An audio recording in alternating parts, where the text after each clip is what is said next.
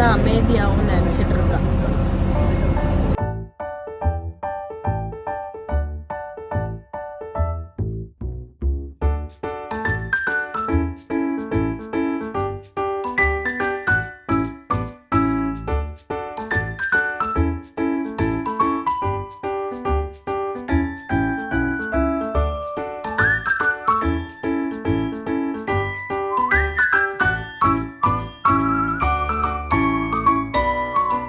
பெரிய போராட்டத்துக்கு அப்புறம் நாங்கள் வந்து செட்டில் ஆகிட்டோம்.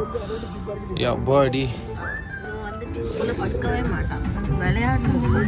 பயங்கர கஷ்டம். எல்லா பேக்கையும் தூக்கிட்டு இவனையும் தூக்கிட்டு வர்றது இல்லை. ஜா இன்னைக்கு அவன் ட்ரெஸ் வேற பாருங்க, கண்ணெல்லாம் இங்க பாரு. அவன்